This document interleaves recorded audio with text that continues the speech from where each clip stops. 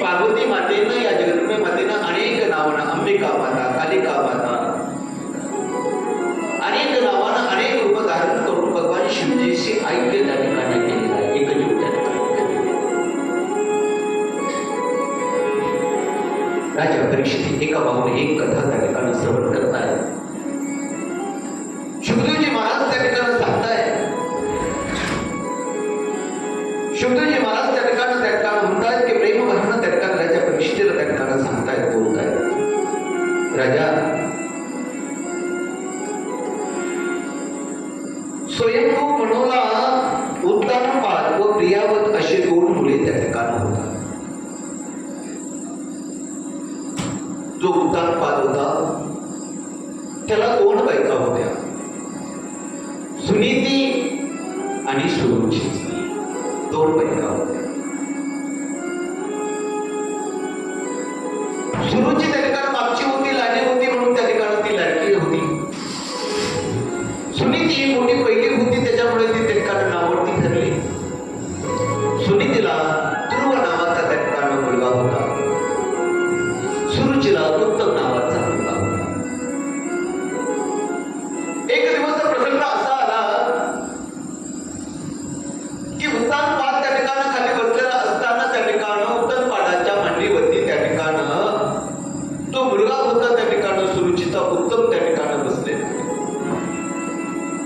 आपल्या बापाच्या मांडीवरती त्या ठिकाणी उत्तम बसलेला आहे म्हणून त्या ठिकाणी ध्रुव बालालाही त्या ठिकाणी बसण्याचं त्या ठिकाणी बसावं वाटलं म्हणून दुसऱ्या मांडीवरती ध्रुव बाल त्या ठिकाणी बसला.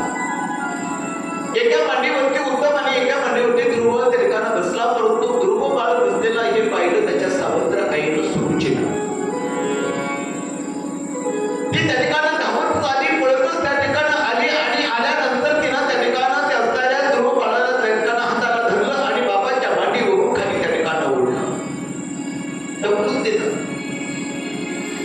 गर्विष्ठ अहंपणा त्या ठिकाणी होता. अहंपणामध्ये त्या ठिकाणी सुरुची बोलते की जरी तू राजपुत्र असलास तरी तुला राजाच्या मांडीवर बसण्याचा अधिकार नाहीये, कारण तू नावडतीचा मुलगा आहेस. ईश्वराची प्रार्थना कर, हा देह सोडून दे आणि परत माझ्या घरी माझ्या पोटी त्या ठिकाणी जन्म घे, तरच राजाच्या मांडीवरती तू बसू शकते. अशी भाषा त्या ठिकाणी सुरुचीनं त्या ठिकाणी केली. सावत्र मातेच्या कठोर भाषणानं ध्रुवाला आता अतिशय दुःख त्या ठिकाणी झालं. राजाही काही बोलू शकला नाही. दिनवानानं राजाने सारखं त्या ठिकाणी पाहत होता, पण उठला नाही, सावरायला आला नाही. हे पाहून त्या ठिकाणी राजा असणाऱ्या ध्रुव बाळाला आणखीनच दुःख आलं. आपला बाबाही काही म्हणत नाही. तो रडतच त्या ठिकाणी आपल्या मातेकडे म्हणजे आपल्या सुनीतीकडे त्या ठिकाणी निघाला. सुनीतीला सगळं वृत्तांत सेवकांनी त्या ठिकाणी सांगून टाकला होता. ज्यावेळेस ध्रुव बाळ त्या ठिकाणी आपल्या त्या ठिकाणी आईकडे सुनीतीकडे गेला तर आपल्या आईला त्या ठिकाणी गारांना त्या ठिकाणी सांगू लागला.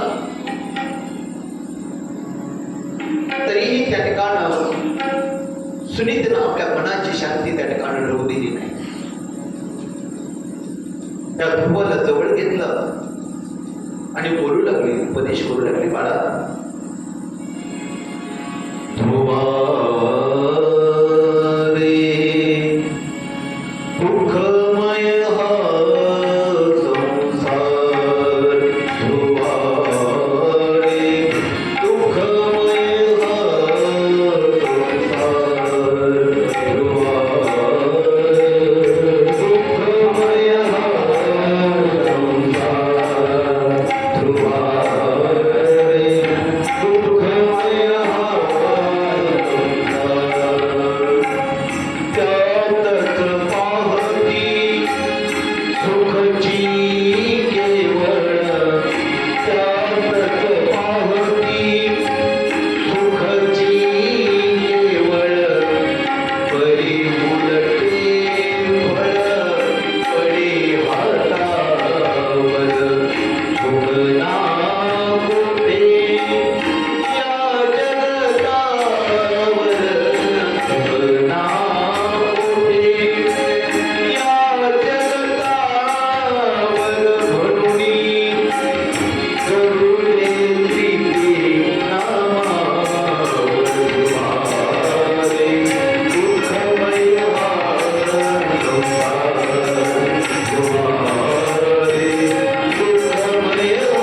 संसार,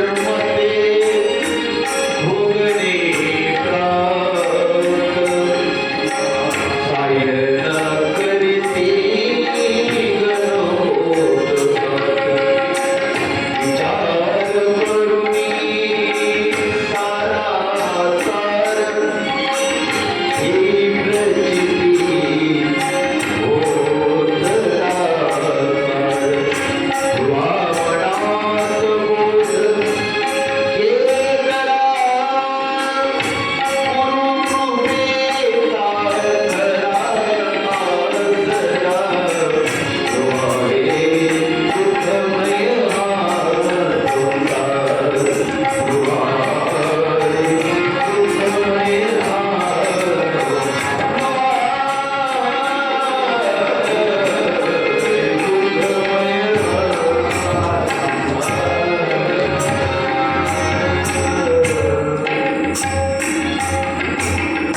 श्रीमद भागवतमधून आपल्याला हाच बोध सावत्र आई आहे त्या ठिकाणी, ध्रुव बाळाला काही पडलंय म्हणून आपण जर बघितलं, आपण त्या ठिकाणी अजून तर सोबतीचा मंथन केला असता, हिंमत केला असता, भांडणं केली असती, आरडा ओरडा केला असता, पण सुनीतीनं मात्र आपली शांती त्या ठिकाणी कमी थोडी ठेवून दिली नाही. उलट आपल्या मुलाला त्या ठिकाणी, ध्रुव बाळाला त्या ठिकाणी उपदेश करते, बाळा अरे हा संसार आहे ना, ध्रुवा रे दुःखमय हा संसार दुःखमय स्वरूपाचा आहे. अरे अनेक संतांना सांगितलं दुःख बांधवी आहे संसार, सुखाचा विचार नाही कुठे, दुःख संसार दुःख मूळ चौकडे कळ, विश्रांती नाही कुठे, रात्र दिवस तळमळ, कैची सुनिद्रा थोडी गळाच्या, सुखाची कहाणी ऐके जल गमनाची श्रवणी, कैची सुनिद्रा. अरे संसार हा मूळतःच दुःखमय स्वरूपाचा आहे, पण त्याच्यात सुख नाही. सुख जर असेल तर त्या परमात्म्याकडे, त्या परमेश्वराकडे, जिथं सुख आहे तिथं शोधण्याचा प्रयत्न करा. आपण नाही तिथे सुख शोधण्याचा प्रयत्न करतो. आमची आजीबाई वड्यावरती बसली, वड्यावरती गोदडत शिवत बसली दुपारी, गोदडत शिवता शिवता सुई हरवली आता तिची दुपारी, आणि सुई हरवली त्या ठिकाणी मला कंटाळा आळस आला, तिथं झोपली. झोपल्यानंतर झोपता झोपता त्या ठिकाणी अशी झोप लागून गेली का अंधारच पडला. उठल्यानंतर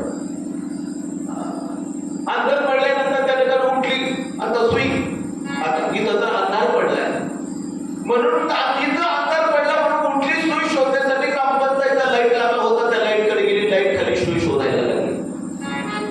एक गोष्ट त्या ठिकाणी आला, पाहिला आजी काहीतरी शोधते, काहीतरी हरवलं असेल म्हणून गेला, पुढे परत आला तरी आईचे काहीतरी शोधते. आई हरवलं काय म्हटले, बाबा सुई हरवली. तोही त्या ठिकाणी सापडण्याचा प्रयत्न करू लागला, शोधण्याचा प्रयत्न करू लागला. 15 मिनिटं झाली पण सुई मात्र सापडला. अहो आजी सुई नेमकं हरवली कुठं? माझी सांगायला लागली, अरे बाबा मी दुपारी वट्यामध्ये गोधडं शिवत होते आणि दुपारी वट्यावर गोधडं शिवता शिवता बाई सुई तिथं हरवली. कुठं? वट्यावर. आई सुई वट्यावर हरवली. मग इकडं काय पाहता? म्हटले आपण अरे बाबा मला असं वाटलं आता अंधार पडलाय, तिथं तर अंधार होता म्हणून मला वाटलं या प्रकाशामध्ये उजाडामध्ये सापडेल, म्हणून मी या उजाडामध्ये सापडते पाहते. किती दिवस पाहिल्यानंतर सापडेल हो? अहो सुई तिथे हरवलीच नाही, तिथं कसं सापडल? ते तिथे नाही, ते सुई कुठं हरवली? वट्यावरती. वट्यावरती पहा सापडेल लगेच. जिथं सुई आहे तिथे जर शोधली तर सापडल्याशिवाय राहणार नाही. नाही तिथे पाहिलं तर कसे सापडणार?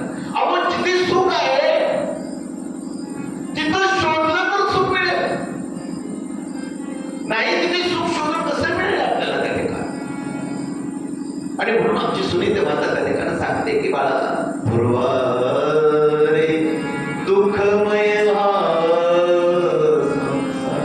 बाळा, हा संसार दुःखमय आहे ना. आपण त्याच्यातून सुख पाण्याचं, आपलं सुख पाण्याचं साधन आहे काय? संसार. मग संसारामध्ये सुख नाही का?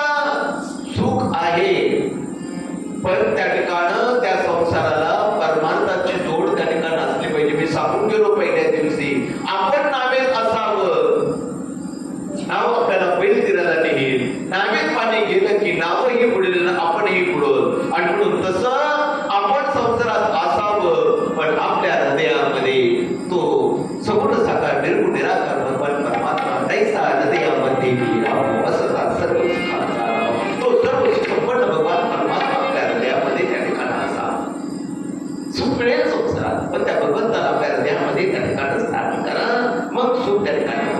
बाबा संसारामध्ये सर्व त्या ठिकाणी पाहता आपण, सुख कोठेही नाही या जगतावरती. आणि म्हणून जडू दे प्रीती नामावर, नामावर भगवंताचं नामस्मरण कर, तिथे तुला सुख मिळेल. अरे केले कर्म ते भोगणे प्राप्त, सायन करीती गुण गोत प्राप्त. कोणी आपलं साह्य करत नाही, कारण आपलं कर्म आहे, आपलं भोग आहे, आपलं प्रारब्ध आहे, आपलं संचित आहे, ते आपल्याला भोगावं लागेल. कोणी कोणाला त्या ठिकाणी सांगितलं त्या ठिकाणी करणार नाही. बाबा विचार करुणी सारा सार, ही प्रचिती होत सारा सारा विचार कर. ध्रुवा मनात बोध घे जरा, गुरु कृपेचा खरा देव कुठं आहे, सुख कुठं आहे, हे तुला गुरु त्या ठिकाणी सांगते. गुरु बिन कोण बदले बाळा. अरे गुरुशिवाय हे ज्ञान तुला त्या ठिकाणी मिळणार नाही, भगवंताशिवाय हे सुख तुला त्या ठिकाणी प्राप्त होणार नाही. तू संसारामध्ये जर त्या ठिकाणी राहिला तर तुला हे दुःखच त्या ठिकाणी होईल. मान अपमान हे त्या ठिकाणी संसारामध्ये तिनं ध्रुवाची योग्य शब्दात त्या ठिकाणी समजून त्या ठिकाणी दुसऱ्याने कितीही कठोर भाषण केलं तरी त्यांनी केलेला अपराध, त्यांनी अपराध केला असं कधीही आपण म्हणत नाही. कारण मी भागवताचा ग्रंथातला एक एक शब्द वाचून तुम्हाला मी दाखवतो, कारण कथा गोष्टी ह्या समजा त्या ठिकाणी आपल्याला त्या ठिकाणी सांगता येतील, हे काय काही सांगत असतील. आता मला काय बाकीचा अनुभव नाही, पण गप्पा गोष्टी, कथा गोष्टी या ठिकाणी पोटपाठ करून त्या ठिकाणी सांगता येते. परंतु या ग्रंथामध्ये जो एक एक शब्द आहे त्या एक एक शब्दाचा अनुवाद मला त्या ठिकाणी आपल्याला दाखवायचा आहे. म्हणून शब्दशः त्या ठिकाणी वाचून तो शब्द त्या ठिकाणी चुकता का, कारण एकदा शब्द चुकला की सगळाच विषय त्या ठिकाणी बिघडून जातो. आणि म्हणून त्या शब्दाचा अर्थ ज्या भागवतामध्ये जे त्या ठिकाणी जे महत्वाचे शब्द त्या ठिकाणी ते वाचून त्या ठिकाणी दाखवल्यानंतर मलाही कळतं आणि तुम्हालाही मला काहीतरी सांगता येईल. पण शब्द जर चुकला नसत्या, कथा किती जरी सांगितल्या, मी तुम्हाला गोष्टी गप्पा गोष्टी कथा किती जरी सांगितलं, भरपूर कथा आहे, परंतु मूळ या भागवतातले जे जे काही शब्द आहेत खूप महत्वाचे शब्द त्या ठिकाणी मनाला बोध करण्यासाठी आपण त्या ठिकाणी विनोद वाक्य बाकी गोष्टी त्या ठिकाणी गोष्टी त्या ठिकाणी असतात, परंतु महत्वाची जी शब्द आहे आणि म्हणून मी प्रत्येक शब्द त्या ठिकाणी वाचून दाखवण्याचा त्या ठिकाणी प्रयत्न करतो की त्याचा बोध आपल्या जीवनामध्ये त्या ठिकाणी झाला पाहिजे. आणि म्हणून ती असणारी सुनीती माता त्या ठिकाणी सांगते की दुसऱ्याला कितीही कठोर भाषण करू द्या, पण त्यानं काही अपराध केला, तो आपल्याला काहीतरी बोलला, हे डोक्यातून काढून टाकायचं. कधी कोणाचा राग त्या ठिकाणी मानायचा नाही. आमचे दादा आहेत, कोणी काही म्हणा, किती गप्पा आणा, किती निंदा करा, जवळ काहीच नाही. त्याला ऐकायला तर बोलणं कमी, त्याच्यामध्ये खूप चांगला ऐकेल. कोणी शिव्या जरी दिल्या तरी काय फरक पडत नाही, कोणी काही बोलत. खरं आहे, कोणी काही म्हणा, कोणी निंदा, कोणी वंदा, आमचा आहे हा धंदा रामकृष्ण आणि सगळे त्यांचं त्याच्याकडे कांदा पैसे चालू होते, हरिपाठ चालू होते, काय करायचं बाकीचं लोक त्याच्यातच करा असो. आणि म्हणून ती असणारी सुनीती त्या ठिकाणं आपल्या बाळाला त्या ठिकाणी समजून सांगते की बाळा, तो दुसऱ्याला दुःख देतो ना, त्याला स्वतः ते भोगावं लागतं. कारण कर्म तसंच नाही. आपण जेवढ्या जोरानं चेंडू फेकून मारू तेवढ्या जोरानं तो रिटर्न त्या ठिकाणी होतो. कर्म तसंच, आपण जसं कर्म करू जैसे ज्याचे कर्म तैसे फळ देतो रे ईश्वर. आज नाहीतर कर्म मिळणार. आपण दोष दृष्टी त्याकडे कधीच त्या ठिकाणी पाहू नये. इथेच विवेक जागा ठेवा. आणि म्हणून खरे ही जी वाक्य आहे ते खरं आहे. कोणी कितीही जरी त्रास केला, आपण जर त्याला प्रतिकार करण्याचा प्रयत्न केला तर आपण काही वेळेस त्या ठिकाणी कमी पडतो किंवा आपली ही ताकद त्या ठिकाणी खर्च होते. पण ज्यावेळेस मनुष्य शांत बसतो ना आणि भगवंताला जर त्याचा जो त्या ठिकाणी त्याचं सोडून देतो ना, सगळी काय असत नाही, तर त्यावेळेस भगवंताला त्याचं त्या ठिकाणी साथ द्यायला त्या ठिकाणी यावं लागतं. पार्वती मातेनं बघितलं त्या ठिकाणी, ज्यावेळेस त्या ठिकाणी आपण पुढे निष्फळ ठरलो, आपण पुढे कमी पडलो का शांत राहायचं, फक्त भगवंताचं स्मरण करायचं, बाकी काही नाही करायचं जीवनात. उगाच त्या ठिकाणी आपण एखाद्याला हाताचे दोन हात करायचे, तो तिकडून आला म्हणजे आपण इकडून व्हायचं, त्याच्यामध्ये काहीच साध्य होणार नाही. हेच आपल्याला भागवतून शिकायचं त्या ठिकाणी. आणि म्हणून आपला हात विवेक त्या ठिकाणी जागा ठेवायचा आहे. सुनीची पण तुझी माता आहे, आई आहे तुझी, तिनं तुला खाली ओढलं म्हणून तुझा राग मानायचा नाही. तिनाही त्या ठिकाणी ती तुझी आई आहे, तरी आई कसं बनते आपण रामायणामध्ये बघितलं. रामायणामध्ये त्या ठिकाणी ते असणाऱ्या कैकेयीने शाप काय दिलं, वचन मागून घेतले त्या ठिकाणी राजा दशरथाकडून. काही का नाही, रामाला काय मागितला, वनवास त्या ठिकाणी मागितला. स्वतःचा सक्का मुलगा, स्वतःचा मुलगा त्या ठिकाणी भरत त्या ठिकाणी म्हणतो त्या ठिकाणी, माता म्हणतो वैरिणी, तू माझी माता नाही वैरी नाही, माझ्या रामाला, माझ्या दादाला, माझ्या भगवानाला वनवासला पाठवलंय. पण राम त्या ठिकाणी म्हणतो कैकेयी माझी आई. राजा दशरथानं त्या ठिकाणी राम वनवासाला झाला तरी एकही शब्द त्या ठिकाणी मुखातून बाहेर काढला नाही, थांब सुद्धा म्हणू शकला नाही त्या ठिकाणी. पण तरीही त्या ठिकाणी राम म्हणतोय, माझं पितृवचन पाळणं हे माझं मुलाचं काम आहे. ते काय काय काय शिकावं मी सांगून गेलो पहिल्या दिवशी की रामायण आपण आपल्या जीवनामध्ये कसं जागावं हे आपल्याला रामायण त्या ठिकाणी शिकवतं. आपण कसं वागावं आपल्याला त्या ठिकाणी भगवद्गीता त्या ठिकाणी सांगते. आपण त्या ठिकाणी कसं बघावं ही श्रीमद भगवद्गीता आपल्याला त्या ठिकाणी सांगते. याच्यासाठी बोलतेचा हे असणाऱ्या कथेतून या परमात्मा पैसा मिळेल हे नाही, या कथेतून आपल्याला त्या ठिकाणी जीवन, आपलं जीवन कसं जगावं आहे, ते जीवन कसं जगावं हे आपल्याला शिकायला लागतं. आणि म्हणून त्या ठिकाणी सुनीती त्या ठिकाणी सांगते की अरे बाबा, सुनीची ही पण तुझी माता आहे, तिचा उपदेश ध्यानी धर,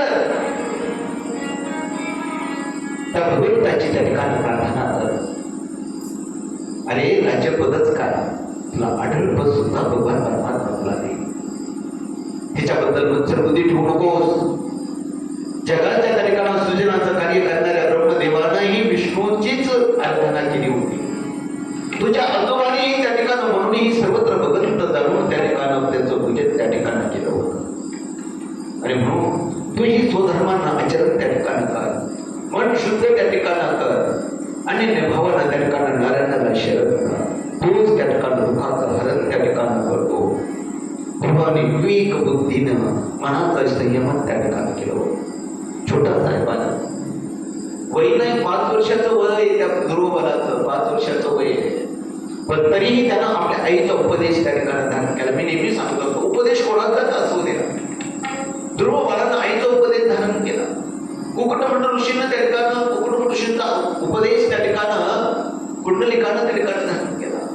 बिल्व मंगलानं आपल्या बायकोचा उपदेश धारण त्या ठिकाणी केला. कोणाचा उपदेश त्या ठिकाणी धारण करेना, परंतु आपल्या जीवनाचं काय मी उद्धार पावेना तिने कृपा करील नारायणा. आज फक्त भाऊ आपल्या मनातले असू द्या.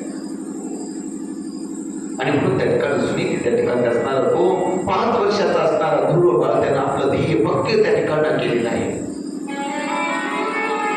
राजाने उपयुक्त सुनीती स्वधुवास तुकोमनास एकांतवास घडावा म्हणून त्या ठिकाणी त्या उद्देशानंच राजवाड्यातून त्या ठिकाणं दूर ठेवलं होतं की भगवंताचं नामस्मरण त्यांच्या हातून त्या ठिकाणी निरव शांतता सात्विक चिंतनशील ध्रुवाने एका रात्रीत मातेचाही त्याग केला. तो झोपडी बाहेर त्या ठिकाणी पडला ध्रुव बाळ. काळकुट अंधार, काटे कुटे खच घडगे कशाची त्याने पर्वा त्या ठिकाणी केली नाही. फक्त ध्येय डोळ्यापुढे फक्त ठेवून त्या ठिकाणी धरून चालला होता. आणि जो आपण ध्येय त्या ठिकाणी बघत भक्तीच त्या ठिकाणी ध्येय डोळ्यासमोर ठेवतो, देवाच्या भगवंताच्या नावानं त्या ठिकाणी चालतो, त्याला त्या ठिकाणी दिसल्याची भीती त्या ठिकाणी नसते. त्याचं पाठ राखण तो करणारा तो भगवान परमात्मा तो देव राखितया मारिल कोण, देव राखितया मारिल कोण, देव राखितया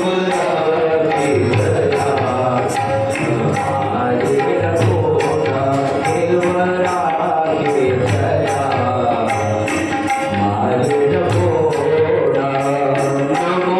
कोण.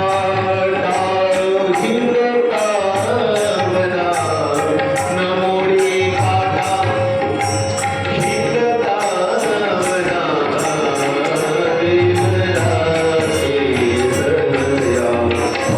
मारिल कोण, देव राखितया मारिल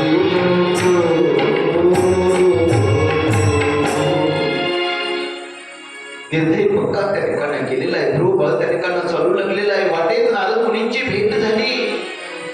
क्षत्रिय बालकाचं तेज पाहून नारद आश्चर्यचकित झाले. बाळा, अरे हे तुझं वय नाही, खेळण्याचं वय तुझं आहे. या वयात मान अपमान कशाला त्या ठिकाणी या बारक्या पोराला 5 वर्षाच्या मुलाला ध्यानी आणावं. दैवाने प्राप्त झालं त्यात संतोष त्या ठिकाणी मानावा. ध्रुवाने नम्रतेनं त्या ठिकाणी वंदन करून म्हणाला, भगवंत सुखासुख दैवाने का प्राप्त होत नाही.